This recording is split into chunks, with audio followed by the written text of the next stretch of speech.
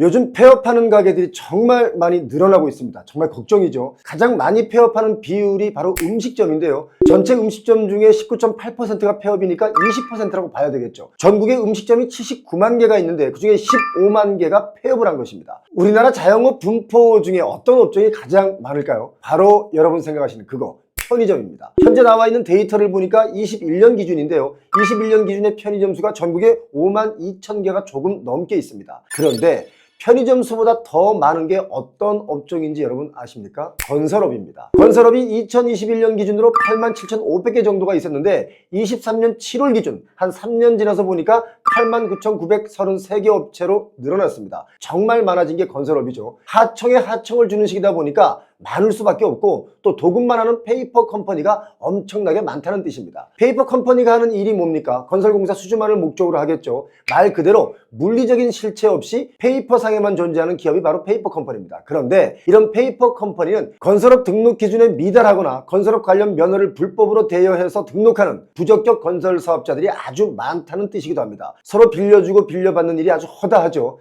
그리고 여흥을 좋아하는 우리나라 사람들의 특성이 고스란히 묻어있는 업종 뭔지 아시죠? 노래방입니다. 우리나라 노래방은 몇 개가 있을까요? 사실 노래방은 우리나라와 일본밖에 없습니다. 다른 나라에 있는 노래방은 우리나라 사람들이 운영하거나 또는 일본 사람들이 운영하는 업체입니다. 노래방이 4년 전에는 2만 8천 개가 조금 넘게 있었는데요. 지금 24년 7월 기준으로 2만 5,990개가 있습니다. 많이 줄었습니다. 한 15% 정도 줄어들었죠. 노래방이 하나 둘 없어지기 시작했습니다. 물론 뭐 단순 노래방 말고 유흥주점, 단란주점까지 합치면 숫자는 2만 5천 개가 아니라 훨씬 더 많겠죠. 그래서 오늘은 대한민국 자영업 실체에 대해서 이야기를 드릴까 합니다. 고물가 상황이 이어지면서 여럿이 함께 외식하고 회식하던 문화가 사라지고 있죠. 혼자 먹고 마시는 혼술, 혼밥 문화가 요즘 대세를 이루고 있습니다. 편의점에 가보시면 아시겠지만 혼자 편의점에서 밥 먹고 혼자 캔맥주 한잔하는 그런 분들 심심찮게 볼 수 있습니다. 직장 동료들끼리 회식하고 또 마무리로 가던 그 노래방이 요즘 정말 하나둘 사라지고 있습니다. 노래방이 8년 전만 하더라도 전국적으로 3만 5천 개 정도가 있었는데 정말 많이 줄어들었죠. 그리고 요즘 가장 힘든 자영업 중에 어떤 업종이 가장 힘이 들까요? 바로 음식점입니다. 앞서 말씀드린 대로 음식점은 20% 정도가 줄었습니다. 손님이 줄어들고 재료비는 비싸졌죠. 전기세 올랐죠. 거기다가 가장 많이 오른 게 또 임대료입니다. 임대료는 뭐 장사가 잘 되든 말든 막 올리죠. 이 건물 올리면 저 건물 올리고 저 건물 올리면 또 저쪽 건물 올리고 서로 경쟁적으로 막 올립니다. 거기다가 음식점에 가보시면 다 느끼시겠지만 직원 수도 많이 줄어들었습니다. 장사해서 인건비 줄 돈도 안 남을 만큼 힘들기 때문이니까 가장 만만한 게 인건비 아니겠습니까? 그거 줄이고 혼자서 서빙하고 혼자서 요리하는 그런 가게들이 점점 많아지고 있습니다. 하지만 늘어나는 것도 있죠. 제가 예전에 그런 말씀 여러분께 드린 적이 있습니다. 김밥 천국의 경쟁 업체가 어떤 업체냐 이렇게 제가 물었었는데 그때 많은 분들이 도시락 전문점이 김밥 천국의 경쟁 업체다 이렇게 말씀하시는 분들이 많았습니다. 그런데 제가 그때 뭐라고 여러분께 말씀드렸냐면 김밥 천국의 경쟁 업체는 도시락 업체가 아니라 편의점이다 라고 제가 말씀드렸습니다. 왜냐하면 편의점이 요즘 안 하는 게 없죠. 치킨 팔죠. 피자 팝니다. 샌드위치 있죠. 김밥도 있죠. 심지어 택배 서비스까지 하지 않습니까? 그래서 그런지 요즘 편의점 수는 점점 늘어나고 있습니다. 2020년에는 44,858개였던 게 2022년 2년 만에 51,500개가 넘었죠. 그리고 작년 23년에는 53,200개가 넘었습니다. 막 늘어나고 있습니다. 이렇게 늘어나니까 또 어떻습니까? 각각의 건물에도 편의점 자리라고 하는 그곳은 임대료를 그냥 비싸게 부릅니다. 들어오려면 들어오고 말려면 말아라 뭐 이런 식인 거죠. 아마도 제가 볼 때는 편의점에서 앞으로 옷도 팔 것 같습니다. 세탁소도 할 것 같고요. 또 새벽 장보기 이런 것도 할 수 있지 않을까 이런 생각이 드는데 문 앞까지 가져다주는 쿠팡이나 컬리 때문에 망설여지긴 하겠지만 이거 할 수 있다고 봅니다. 그럼 저녁 10시에 문 닫는 슈퍼마켓은 다 문을 닫게 되는 거죠. 자, 그리고 또 늘어나는 것이 있죠. 바로 커피 전문점입니다. 커피 전문점 진짜 많죠. 2020년에는 전국적으로 커피 전문점이 71,233개였습니다. 그런데 딱 5년이 지난 지금 24년 올해 7월 기준으로 보니까 96,520개입니다. 엄청나게 늘었습니다. 한 13% 늘어났죠. 통계청의 데이터를 보니까 우리나라 커피 전문점의 약 84%가 종사자가 1명에서 한 3명 뭐 이 정도 소형 가게들이었습니다. 커피 가격으로 보자면 아메리카노 기준으로 가격이 1,500원에서 한 2,000원 정도, 저가 커피 프랜차이즈들의 점포수가 막 늘어나고 있습니다. NH 농협카드의 소비 트렌드 인사이트 보고서라는 것을 보니까 저가 커피 브랜드의 가맹점, 그러니까 뭐 메가커피, 백다방, 메머드 커피 이런 거 말하는 거예요. 이런 곳에서 쓴 카드를 보니까 전년보다 37% 정도 증가했고요. 좀 비싼 커피 브랜드, 그러니까 스타벅스나 할리스 이런 대형 커피 가맹점들의 이용 금액은 한 9% 정도 소폭 증가했습니다. 커피 가격이 다른 음식들에 비해서 좀 싸다 보니까 밥은 대충 먹더라도 커피는 꼭 테이크아웃으로 딱 들고 다녀야 폼도 나고 간지도 살고 뭐 이런 거 아니겠습니까? 간지는 일본말인데.